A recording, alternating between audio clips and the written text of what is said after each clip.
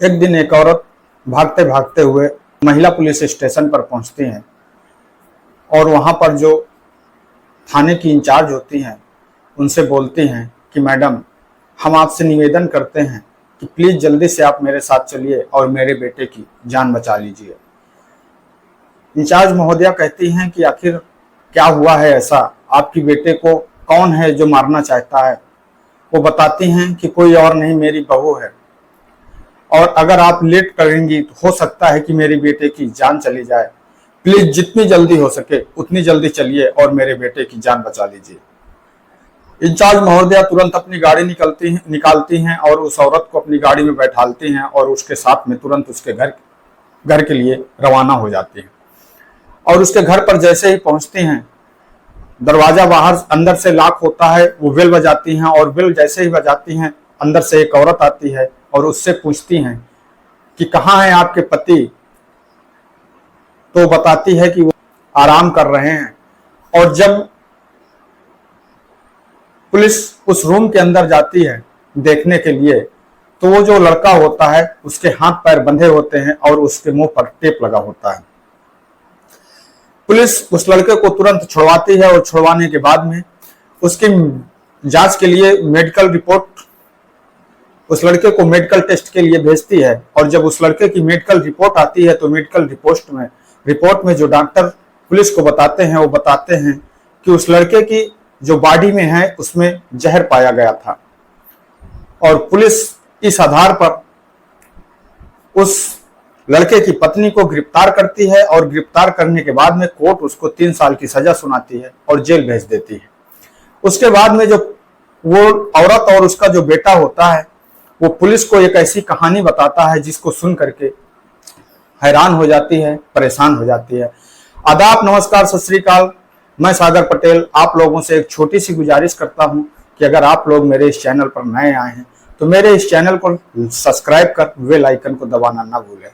और अगर आप लोगों को ये कहानी अच्छी लगे तो एक लाइक जरूर करें। और आप लोग ये कहानी कहाँ से सुन रहे हैं कमेंट करके हमें जरूर बताएं, जिससे कि हम आप लोगों का नाम कल की अपनी अगली कहानी में आप लोगों का नाम शामिल कर सके। दरअसल दोस्तों, आज की ये जो सच्ची घटना है ये महाराष्ट्र प्रदेश में एक सावित्री देवी नाम की एक महिला रहा करती हैं। उनके पति एक बिजनेसमैन थे जिनकी मृत्यु हो चुकी होती है और वो अब अपने पति का बिजनेस वो खुद संभाला करती हैं। उनको एक पुत्र होता है जिसकी उम्र 19 वर्ष होती है और उसका नाम राज होता है और वो भी पढ़ाई कर रहा होता है। दोनों लोग माँ बेटे बड़े आराम से अपने घर में रहा करते हैं, किसी चीज की कोई कमी नहीं होती। बेटा सुबह अपने स्कूल के लिए निकल जाता है और माँ अपने ऑफिस के लिए, और शाम आते ही दोनों अपने घर पर आते हैं और आराम से अपनी जिंदगी को काटा करते हैं। अचानक एक दिन उनके दरवाजे पर बेल बजती है। सावित्री देवी घर के अंदर होती हैं और वो जैसे ही दरवाजे को अंदर से खोलती हैं, उनके सामने एक लगभग 30 वर्ष की औरत खड़ी होती है जो देखने में काफी खूबसूरत होती है। और उसके बाद में सावित्री देवी उससे पूछती हैं कि क्या काम है। तो वो औरत बताती है कि मैडम, हमें एक किराए में रहने के लिए एक मकान चाहिए, एक कमरा चाहिए, क्या आपके यहाँ मिल सकता है क्या। तो सावित्री देवी उस औरत से बोलती हैं कि आपका नाम क्या है। तो बताती है कि दिव्यांशी। उस औरत का नाम दिव्यांशी होता है। वो बताती है कि दिव्यांशी, और उसके बाद में बोलती है कि ठीक है, हमारा ऊपर का फ्लोर खाली है क्योंकि हम घर पर 2 ही लोग रहते हैं और उस अकेली वो औरत होती है, कोई ज्यादा भेज लिए सावित्री देवी उसको अपने मकान पर रख लेती है। रखने के बाद में जो दिव्यांशी होती है वो काफी होशियार होती है और चालाक होती है। उसके दिमाग में एक चीज, इनको आराम से फंसाया जा सकता है और फंसा करके इनकी पूरी प्रॉपर्टी और पैसे पर अपना अधिकार जमाया जा सकता है। इसके लिए अब दिव्यांशी अपना दिमाग चलाने लगती है। वो राज को अपने चंगुल में फंसाने लगती है। पर राज जो होता है वो बहुत सीधा साधा लड़का होता है, एक मासूम सा लड़का होता है। उसे किसी से कोई मतलब नहीं होता है। वो सीधे अपने स्कूल जाता है, अपनी पढ़ाई करने के बाद में सीधे अपने घर आता है। वो कभी भी इन चीजों के चक्कर में पड़ता ही नहीं है। और जब दिव्यांशी को ये लगता है कि राज तो ऐसे फंसने वाला नहीं है, तो वो अब डराने और धमकाने लगती है। जैसे कि एक दिन क्या होता है कि जब सावित्री देवी नीचे नाश्ता लगा रही होती हैं, उसी समय दिव्यांशी ऊपर से आती है और बोलती है कि मैडम, राज कहाँ पर है। तो जो सावित्री देवी होती हैं वो बताती हैं कि राज अपने कमरे में है, क्या काम है आपको उससे। तो दिव्यांशी कहती है कि मैडम मैं कुछ बना रही थी और मेरी कढ़ाई जो है वो गैस चूल्हे के ऊपर चढ़ी हुई है और मेरे हाथों पे मेहंदी लगी हुई है, इसलिए मैं उस कढ़ाई को नहीं उतार सकती हूँ। प्लीज अगर 1 मिनट के लिए राज मेरे साथ चला जाता तो उस कढ़ाई को उतार के रख देता, बस यही काम था। सावित्री देवी तुरंत राज को आवाज देती है, वहां जाने से मना। तुरंत सावित्री देवी राज को तुरंत आवाज देती है और बोलती है कि वो आंटी के साथ में ऊपर जाए और उनका काम कर दे, पर राज तुरंत मना कर देता है, क्योंकि राज को आंटी की हरकतें अच्छी नहीं लगती थी, दिव्यांशी की हरकतें अच्छी नहीं लगती थी, और वो यह बात किसी डर की वजह से या संकोच की वजह से अपनी मां सावित्री देवी को बोल नहीं पाता है। और वो मां के कहने पर वो उठता है और चला जाता है, और जैसे ही वो उसके रूम के अंदर पहुंचता है, दिव्यांशी तुरंत रूम का दरवाजा बंद कर लेती है, क्योंकि तब तक सावित्री देवी अपनी ऑफिस के लिए निकल चुकी होती है। घर पर कोई नहीं होता है। उसके बाद में वहां पर दिव्यांशी राज को एक धमकी देती है और वो बोलती है कि जैसा हम कहते हैं वैसा करिए, और नहीं तो हम तुम्हारे माँ को सच बता देंगे और तुमको फंसा देंगे। ऐसे कई समय आते हैं, ऐसे कई मोड़ आते हैं जहां पर दिव्यांशी राज को परेशान करने लगती है। राज कभी स्कूल जाता था, दिव्यांशी उसके पीछे जाती थी। अगर वो कभी किसी लड़की से मिलता था तो उससे तुरंत पूछती थी, और एक दिन वहीं पर वो राज से कहती है, मैं कह रही हूं ऐसा आप मेरे साथ करिए, नहीं तो मैं आपको फंसा दूंगी। पर राज वो करने के लिए तैयार नहीं होता है। तभी वो बीच रोड पर एक थोड़ा सा नमूना दिखाती है राज को, तेजी तेजी से चिल्लाने लगती है कि देखो, इस आदमी ने मेरे साथ छेड़छाड़ की है, इस आदमी ने मेरे साथ बैड टच किया है। और जैसे जिस वजह से वहां पर काफी भीड़ इकट्ठा हो जाती है, और भीड़ इकट्ठा होने के बाद में उस आदमी को पकड़ करके चली जाती है, और यह चीज राज वहां पर खड़े खड़े देख रहा होता है। उसके बाद में दिव्यांशी राज से कहती है कि 1 मिनट हमको नहीं लगेगा आपको फंसाने में, अगर आपने मेरे हिसाब से काम नहीं किया तो मैं किसी भी समय ऐसा बोल सकती हूं और आपको फंसा दूंगी। अब राज डर जाता है। अब दिव्यांशी उस डर का, राज के उस डर का नाजायज फायदा उठाने लगती है और उसे रात में अपने रूम पर बुलाने लगती है। पर राज उस रूम पे जाने के लिए डरता रहता था और कभी भी जाने के लिए मन नहीं बनाता है। दिव्यांशी राज के मोबाइल को पा जाती है, उसके मोबाइल से एक गंदा मैसेज अपने मोबाइल पर कर लेती है, और करने के बाद में वो राज से बोलती है कि अगर आप नहीं आए तो मैं ये मैसेज आपकी मां और पुलिस को दिखा दूंगी और आपको फंसा दूंगी। राज दिन का दिन इस दलदल में घुसता जा रहा था, पर यह बात वो अपनी मां से नहीं बता पा रहा था। अब दिव्यांशी को यह लगने लगा था कि किसी न किसी तरीके से मेरा और जो राज का संबंध है वो उसकी मां की जानकारी में हो जाए। इसके लिए वो क्या करती, इसके लिए दिव्यांशी एक दिन राज को रात में अपने पास में बुलाती है, और जिस समय उसकी मां नीचे होती है, और वो जैसे ही राज उसके रूम के पास में जाता है, तुरंत उसको पकड़ के अपनी ओर खींच लेती है। उसी समय जो राज की मां सावित्री होती है वो मौके पर पहुंच जाती है, और उसको जब देखती है तो वह तुरंत दिव्यांशी को इस चीज के लिए डांटती है और चिल्लाने लगती है। सावित्री देवी दिव्यांशी से बोलती है कि आप कल ही मेरा मकान खाली कर दीजिए और यहाँ से चले जाइए। तब जो दिव्यांशी होती है बहुत तेज तेज से हंसने लगती है और एक धमकी देती है, कहती है कि मकान अब हम नहीं आप खाली करेंगे। और यह बात सुन करके सावित्री देवी और राज दोनों चौंक जाते हैं, क्योंकि वो तुरंत अपने कपड़े फाड़ने लगती है और कहती है कि बस मुझे एक फोन करना है और पुलिस को यह कहना है कि ये लड़का मेरे साथ में गलत काम कर रहा है, मेरे साथ में बलात्कार कर रहा है, और इसकी जो मां है ये इस चीज को बढ़ावा देती है और तुम दोनों जेल चले जाओगे। अब सावित्री देवी भी डर जाती है और राज भी डर जाता है। आखिरकार वो अपनी ये बात बताएं तो बताएं किससे, ये चीज उन लोगों के समझ में नहीं आ रही होती है। दिव्यांशी इसी प्रकार से राज और सावित्री देवी को परेशान करती रहती है, और उन दोनों के समझ में नहीं आता है कि अब वो करें तो क्या करें। फिर एक दिन सावित्री देवी से कहती है कि अब आप लोगों के सामने बस एक ही रास्ता बचा है, आप करिए क्या कि आप राज की हमारे साथ में शादी कर दीजिए। अब यह बात सावित्री देवी को समझ में नहीं आती कि आखिर क्या करें। तब दिव्यांशी फिर वही बात कहती है कि अगर आप ये नहीं करती हैं तो हम आप और आपके बेटे राज दोनों को फंसा देंगे। जिसमें कि मैं ये बताऊंगी कि मेरे साथ में बलात्कार हुआ है, राज को जेल भी हो सकती है। अब सावित्री देवी डर जाती हैं और मजबूरी में राज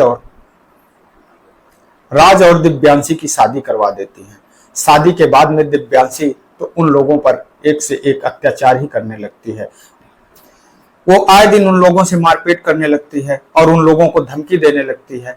वो घर का कोई भी काम नहीं करती, सारे काम सावित्री देवी से करवाती है। इससे तंग आकर के एक दिन सावित्री देवी पुलिस स्टेशन पहुंच जाती हैं और जैसे ही वो पुलिस स्टेशन पहुंचती हैं, पुलिस को लेने के लिए इधर जो राज की पत्नी दिव्यांशी होती है, वो जैसे ही पुलिस आती है उसके सामने सावित्री देवी पुलिस से कहती हैं कि गिरफ्तार कर लीजिए साहब, यही है वो औरत जो हम लोगों को परेशान करके रखी है, लोगों हमारे बेटे के साथ में जबरदस्ती शादी कर ली है और हमारी जायदाद को हड़प करना चाहती है। और जब पुलिस राज से ये बात पूछती है तो राज उस समय अपनी बात से मुकर जाता है और वो कहता है कि सर, इसमें दिव्यांशी की कोई गलती नहीं है, मेरी पत्नी की कोई गलती नहीं है। दरअसल जो मेरी माँ है सावित्री देवी हैं, ये मेरी शादी से खुश नहीं है, इसलिए ये मेरी पत्नी पर आरोप लगा रही हैं। और यह बात सुन करके पुलिस सावित्री देवी से कहती है कि घर के झगड़े घर पर ही सुलझा लिया करो और वहां से चली जाती है। अब सावित्री देवी को आखिरकार समझ में नहीं आता कि मेरे बेटे को हुआ क्या है और वो परेशान होने लगती हैं। फिर एक दिन जब अपने बेटे से वो पूछती हैं कि बेटा, आखिरकार तेरी ऐसी क्या मजबूरी थी जो तूने यह बात पुलिस के सामने नहीं बताई, यह सच्चाई पुलिस के सामने नहीं बताई, तब राज जो बात बताता है उसे सुन करके सावित्री देवी के फिर से एक बार हाथ पैर फूल जाते हैं। क्योंकि जो दिव्यांशी होती है वो बहुत ही चालाक दिमाग की औरत थी। वो जब सावित्री देवी घर से पुलिस के पास में गई थी, यह बात दिव्यांशी को पता लग जाती है और वह उसी समय अपने कपड़ों पर आग लगा लेती है और कपड़े जलाने लगती है। और राज जब उसको इस चीज के लिए रोकता है तो कहती है कि अपने माँ को रोक लो, अगर इस घर में अगर पुलिस आती है तो मैं पुलिस को यह बताऊं, ये माँ बेटे मिल करके मेरे ऊपर जास्ती करते हैं और मेरे ऊपर आग लगाने की कोशिश करते हैं। आप दोनों लोग इस जुर्म में जेल भी जा सकते हैं। अब अपनी माँ को बचाने के लिए राज झूठ बोल जाता है। अब यह बात सुन करके सावित्री देवी परेशान हो जाती हैं कि आखिर अब वो करें तो करें क्या, इस औरत से छुटकारा पाएं तो पाएं कैसे। एक दिन तो हद तब हो जाती है जब वो सावित्री देवी को ही घर से निकाल देती है। अब राज के समझ में नहीं आता, वो ये नहीं सोच पाता कि आखिरकार उसकी माँ किस हालत में होगी, कहाँ होगी और उसको रात भर नींद नहीं आती। तब उसके दिमाग में एक बात है, एक आइडिया आता है और अपना आइडिया अब वो लगाना चालू कर देता है। दरअसल दोस्तों, वो सावित्री देवी से रात में मिलता है और बोलता है कि माँ अब जैसा हम करें वैसा आप करिए। आप एक बार दिव्यांशी से माफी मांग लीजिए और माफी मांगने के बाद में आप इस घर के अंदर आ जाइए, नहीं आपको घर के अंदर रहना पड़ेगा। और माँ बेटे मिल करके एक प्लान बनाते हैं और उस प्लान के तहत अब सावित्री देवी अपने घर में अपने बेटे के सामने, अपनी बहू के सामने बहुत अच्छे से राजी खुशी से शांतिपूर्वक रहने लगती हैं। और जो राज होता है वो भी अपने आप में एक दिखावा करने लगता है और अपने आप में एक परिवर्तन कर लेता है। अब वो दिव्यांशी के लिए डेली सुबह चाय बनाता है, डेली सुबह नाश्ता बनाने लगता है और दिव्यांशी को बेड पर ही चाय और नाश्ता देने लगता है। और जिस चीज को दिव्यांशी देख करके वो खुश हो जाती है। अब उसे ऐसा लगने लगा था कि इस घर में मुझे रोकने टोकने वाला अब कोई नहीं है। राज जो है वो मेरे मन मुताबिक हो गया है, सावित्री देवी है वो जैसा हम कहेंगे वैसा कर रही हैं। इसलिए दिव्यांशी अब उन लोगों पर विश्वास करने लगती है और खुश हो जाती है। पर दिव्यांशी को शायद ये नहीं पता होता कि जो चाल आज तक हम उन लोगों के साथ में चलते आए हैं और जिस चाल के दम पर आज हम उनको परेशान करके रखे हैं, वो चाल शायद कोई दूसरा भी चल सकता है। और राज अब क्या करता है, एक दिन शाम को एक ग्लास में दूध लेता है और ग्लास में दूध लेने के बाद उस दूध को लेकर के दिव्यांशी के पास में पहुंचता है। तो दूध को देखती है, देखने के बाद में कहती है कि ये दूध आप किसके लिए लाए हैं, आपको पता नहीं है क्या कि मैं दूध नहीं पीती हूँ। तब राज कहता है कि ये दूध मैं अपने लिए लेकर के आया हूँ, हम दोनों के लिए लेकर के आया हूँ। क्योंकि आपको हमसे एक शिकायत हरदम रहती है ना कि आप हमें खुश नहीं कर पाते, संतुष्ट नहीं कर पाते। और इस चीज के लिए मैं इसमें एक पावर बूस्टर मिला करके लाया हूं, जिसको मैं पीऊंगा और उसके बाद में आज मैं आपको हर तरह से खुश करूंगा। और यह बात सुन करके दिव्यांशी खुश हो जाती है और हंसने लगती है, कहती है कि आप तो आज बड़े मूड में लग रहे हैं। और उसके बाद में जब राज होता है, वो दिव्यांशी से कहता है कि बस आपसे एक रिक्वेस्ट करूंगा कि प्लीज आज प्यार से आप अपने हाथों से ये दूध हमें पिला दीजिए। और दिव्यांशी अपने हाथों से उसको राज को दूध पिलाने लगती है। और जैसे ही वो दूध गिलास पकड़ करके राज के मुंह में लगाती है, राज एक घूंट दूध पिया ही था कि उसी समय दरवाजे की बेल बज जाती है। और जैसे ही दरवाजे की बेल बजती है, दिव्यांशी से राज बोलता है कि आप जाकर के दरवाजा खोल दीजिए, शायद माँ होगी जो कहीं बाहर गई थी और मैं तब तक ये दूध खत्म कर देता हूँ। दिव्यांशी दरवाजा खोलने के लिए चली जाती है और जैसे ही वो दरवाजा खोलती है, उसके सामने पुलिस होती है और वो दरवाजा खुलवाती है। दरवाजा खुलवाने के बाद में जैसे ही दिव्यांशी बाहर निकल के आती है, पुलिस तुरंत उससे राज के बारे में पूछती है और राज ये पूछती है कि आपके पति कहाँ हैं, राज कहाँ हैं। तब दिव्यांशी पुलिस को बताती है कि वो तो हमारे साथ हमारे रूम पर है। और पुलिस तुरंत दिव्यांशी के रूम पर पहुंचती है तो वो देखती है कि वहां पर एक गिलास रखा हुआ है, गिलास पे दूध रखा होता है, वो बेड पर पड़ा हुआ है। अब जो सावित्री देवी होती हैं वो चिल्लाने लगती हैं कि मैम ये औरत मेरे बेटे को जहर पिला करके, दूध पिला करके मारना चाहती थी। मैंने इसको आज दूध में जहर मिलाते हुए देखा था। अब यह बात सुनकर के पुलिस उस दूध का सैंपल लेने के लिए दूध को भेज देती है और उस ग्लास को फिंगरप्रिंट लेने के लिए उस गिलास को भेज देती है।